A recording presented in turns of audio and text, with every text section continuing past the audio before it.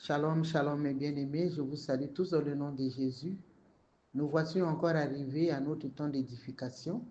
Ce soir, nous voulons nous partager un thème que nous avons intitulé avec l'aide du Saint-Esprit. Croyez que vous l'avez reçu et vous le verrez s'accomplir. Nous voulons nous abandonner entre les mains du Seigneur. Éternel des armées, sois béni. Nous bénissons ton nom, nous t'élévons, nous te magnifions, nous te disons merci pour ces moments que tu as voulu nous rassembler autour de ta parole. Nous voulons, oh Dieu, que tu nous envoies ta parole et que ta parole nous fasse du bien. Nous voulons, Seigneur, oh Dieu, que tu nous envoies la guérison au travers de ta parole et que le Saint-Esprit de Dieu se manifeste puissamment. Je m'abandonne dans ta main. Qui suis-je pour parler à ton peuple? Utilise ma bouche éternelle de gloire, au Dieu, pour la bénédiction de quelqu'un. Seigneur, laisse, au Dieu, Père, je te recommande mon bien-aimé, ma bien-aimée qui écoute ce message. Laisse, au Dieu, que tu fasses des grandes choses. Merci. Au nom de Jésus, nous avons ainsi prié. Amen. Bien-aimé, je suis maman Lucie Louemba. Nous voulons nous partager le thème que nous avons dit, je répète, croyez que vous l'avez reçu et vous le verrez s'accomplir. Nous allons lire la parole de Dieu dans le livre de Marc 11, le verset 24. C'est pourquoi je vous dis, tout ce que vous demanderez en priant, croyez que vous l'avez reçu et vous le verrez s'accomplir. Bien-aimés, nous avons prié. Nous prions tous les jours. Nous faisons des requêtes. Nous demandons à Dieu. Nous supplions. Nous adorons. Nous faisons toutes sortes de prières à notre Dieu. Mais la Bible nous recommande de croire que nous avons déjà reçu ce que nous avons demandé avant que cette chose ne s'accomplisse. Bien-aimés, nous avons lu le passage de Marc 11, le verset 24. S'il m'est permis d'expliquer ce verset, je dirais, tout ce que vous avez demandé, c'est-à-dire que si je dois expliquer ce passage à ma manière, j'ai compris que ce passage dit, tout ce que vous avez demandé en priant, vous le recevrez si vous croyez que vous avez déjà reçu la chose. Donc, si nous pouvons retourner un peu ce verset, il nous dit que nous devons croire que nous avons déjà reçu la chose demandée et nous allons la voir s'accomplir. Alléluia, mes bien-aimés. Donc, avant d'avoir reçu, même si tu n'as pas encore reçu, même si tu n'as pas encore vu, même si tu n'as pas encore entendu, la Bible nous dit que nous devons croire que nous avons déjà reçu la chose. Même si après la prière, nous n'avons pas encore reçu la chose, nous ne devons pas nous mettre à nous murmurer, nous ne devons pas nous décourager, nous ne devons pas penser que nous avons prié pour rien. Et c'est dans ce sens-là que nous verrons la chose s'accomplir. Mais si parce que nous n'avons pas vu la chose, nous sommes malheureux, nous murmurons, nous nous décourageons, bien-aimés, nous ne verrons pas s'accomplir la chose demandée. Parce que Dieu est souverain. Dieu, on peut demander aujourd'hui et nous voyons la chose s'accomplir. Il peut agir 2 mois après, 2 jours après, 1 année après, 5 ans après. Mais le temps pendant lequel nous attendons la réponse de Dieu, nous devons maintenir notre foi constante. Bien-aimés, quand nous avons vu notre bénédiction après la prière, quand nous avons reçu l'exaucement, nous sommes très heureux. Mais qu'est-ce que Jésus nous dit dans Jean 20, le verset 29? Il dit, heureux ceux qui n'ont pas vu et qui ont cru. Il voulait dire, nous sommes heureux si nous avons la foi sans avoir vu. Mais qu'est-ce que nous faisons quand on est béni, quand on est exaucé? Nous sommes très contents quand on a vu. Il nous faut voir des signes afin de croire. Non. Mais Dieu dit, Jésus dit, heureux ceux qui n'ont pas vu et qui ont cru. Ce qui revient à dire, bien-aimé, que si notre foi faiblit après avoir prié, nous ne pourrons pas voir la main de Dieu. Quand il s'agit de l'aveugle, quand il s'agissait de l'aveugle Bartimée, quand il s'agit de l'aveugle Bartimée, il dit, que veux-tu que je te fasse, Seigneur?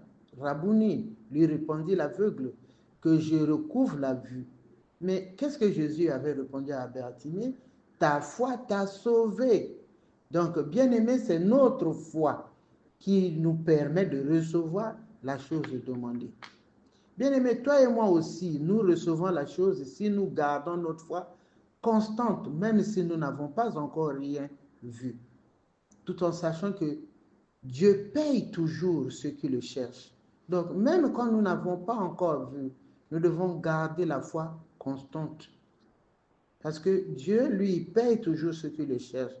Dans Hébreux 6, le verset 11, il dit, car il faut que celui qui s'approche de Dieu croit que Dieu existe et qu'il est le rémunérateur de ceux qui le cherchent. Rémunérer veut dire payer. Dieu paye toujours ceux qui le cherchent. Bien-aimé, j'ai essayé de définir la foi à ma manière. La foi, ce sont les mains qui nous servent pour recevoir la chose que nous avons demandée.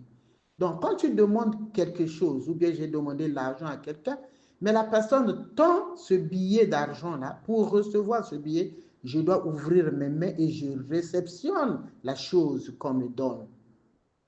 Donc, on ne reçoit que par les mains. Quand nous croyons, quand nous ne croyons plus, nous n'avons plus les mains. Cela ne permet plus à Dieu de déverser ses bénédictions car nous n'avons plus de quoi recevoir la chose demandée. Donc la foi, c'est comme les mains. Donc tu as demandé, tu dois étendre ta main pour mettre la chose que tu as demandée dans tes mains. Mais quand nous ne croyons plus, nous n'avons plus de mains. Nous avons des mains coupées. Dieu cherche là où mettre l'exaucement, Dieu cherche où mettre la chose demandée. Il ne trouve pas. Dieu a besoin de notre foi pour exaucer nos prières. Mais quand tu pries, bien-aimé, quand nous prions, gardons la foi. Il dit, ce que nous avons lu, Marc 11, 24, croyez que vous l'avez reçu et vous le verrez s'accomplir. Donc nous devons d'abord croire que nous l'avons reçu et nous le verrons s'accomplir. Donc quand nous ne croyons pas, nous sommes comme des gens qui n'ont pas de main. Où est-ce que le Seigneur déversera ses bénédictions? Il ne pourra te donner la chose que par tes mains, et c'est par tes mains que tu vas recevoir. Mais quand tu n'as plus de main, Dieu cherche là où mettre la bénédiction, il ne trouve pas. Alléluia. Arrêter de croire, bien-aimé, c'est arrêter le processus de l'obtention de la chose demandée. La chose demandée est en cours. Mais dès que tu arrêtes de croire, tu arrêtes le processus. Il dit dans Isaïe 45, le verset 19, « Je n'ai point parlé en cachette dans un lieu ténébreux de la terre. Je n'ai point dit à la postérité de Jacob, cherchez-moi vainement. » Bien-aimé, Dieu dit dans Isaïe 45, 19 qu'il ne nous a pas demandé de le chercher vainement, c'est-à-dire pour rien. Il ne nous a pas dit que nous allons le chercher et nous n'allons pas le voir. Alléluia. Dieu ne nous a pas dit de jeûner pour rien. Dieu ne nous a pas dit que nous allons prier pour rien. Dieu ne nous a pas dit que nous allons jeûner pour rien. Non. Mais il dit dans Jérémie 29, le verset 13, « Vous me chercherez et vous me trouverez si vous me cherchez de tout votre cœur. » Alléluia. Bien-aimés, nous n'avons pas cherché de tout notre cœur, la nuit comme de jour, dans le jeûne, dans les pleurs. Ce n'est pas pour rien. Il dit que moi, je ne vous ai pas demandé de me chercher vainement. Non. Cela veut dire que nous le chercherons et nous le trouverons, comme le dit Jérémie 29, le verset 13. Gardons fermement notre assurance, bien-aimés, car lui, il va agir, même si on ne le voit pas, même si on ne le touche pas, même si je n'ai pas encore reçu, même si je n'ai pas encore vu, je dois croire sans voir, selon la recommandation de Jésus. Nous devons croire que dès que le moment où nous avons prié, dès le moment que nous avons prié, Dieu a entendu et il nous a exaucés. Bien-aimés, la Bible dit, dans Psaume 94, le verset 9, « Celui qui a planté l'oreille n'entendrait-il pas? Lui qui a planté l'oreille n'entendrait-il pas, bien-aimé? » Tu dois être sûr que quand tu pries, Dieu entend et il agit. Psaume 34, le verset 7, il dit, « Quand un malheureux crie, l'Éternel entend et il le sauve de toutes ses détresses. » Bien-aimé, je t'invite à bien regarder ce passage-là. Il dit, « Quand un malheureux crie, l'Éternel entend Mais il ne s'arrête pas là. Et il le sauve. C'est-à-dire que le processus, c'est quoi? Tu cries, Dieu entend. Et il te sauve de toutes tes détresses. On allait seulement dire que quand tu es malheureux, crie, Dieu entend. Mais le verset dit, quand tu es malheureux, crie, Dieu, l'Éternel entend, et il le sauve de toutes les détresses. Bien-aimé, si Dieu a entendu, soyons sûrs qu'il va nous sauver de toutes nos détresses. Soyons sûrs qu'il va nous donner tout ce que nous avons demandé.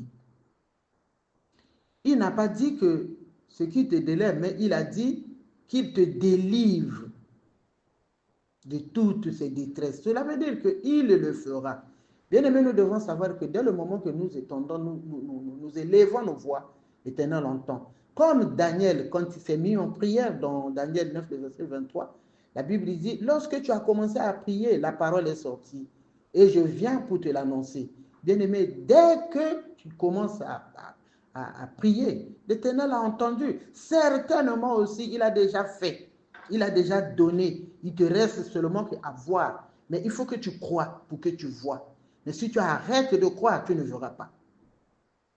Dès que tu commences à prier, l'Éternel a entendu, bien-aimé.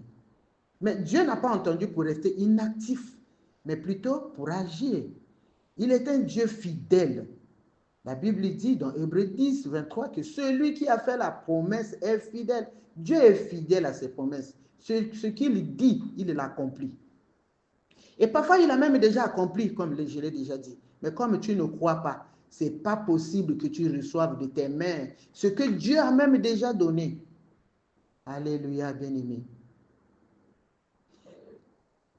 Jésus a dit dans Jean 20, 29 que heureux ceux qui n'ont pas vu et ils ont cru. Moi, j'ai retenu le mot heureux. Donc, celui qui n'a pas vu, il est heureux. Il n'est pas malheureux, il n'est pas triste, il n'est pas en train de murmurer, il n'est pas en train de raconter n'importe quoi, il n'est pas en train de se décourager, mais il est heureux. Donc nous devons être heureux, bien-aimés. Quand nous avons prié, nous avons gêné, nous avons demandé, et nous sommes dans la joie parce que Dieu a déjà donné, nous n'attendons que recevoir, toucher la chose. Proverbe 10, 28 dit, l'attente des justes n'est que joie. L'attente. Ce que tu attends. Donc, le juste, quand il attend, le moment de l'attente là, il le passe dans la joie. L'attente des justes n'est que joie. Mais l'espérance des méchants périra.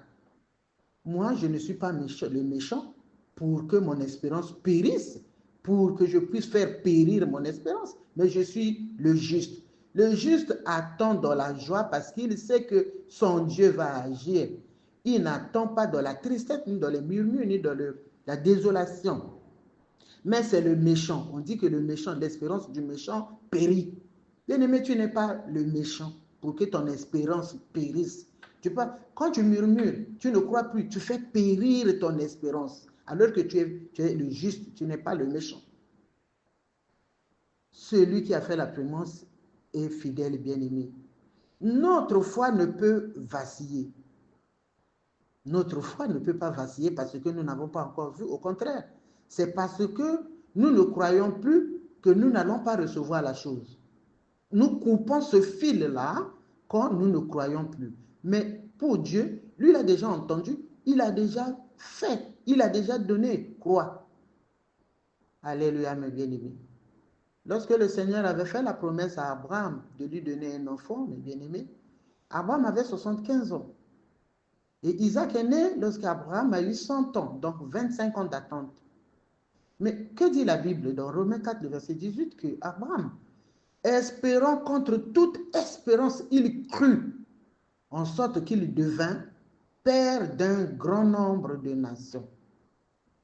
Il devient père de multitudes de nations. Bien-aimé, on dit qu'Abraham crut contre toute espérance. Même là où on ne peut pas espérer, il a espéré, il a cru. Bien-aimé, espère, crois, vois grand. Alléluia.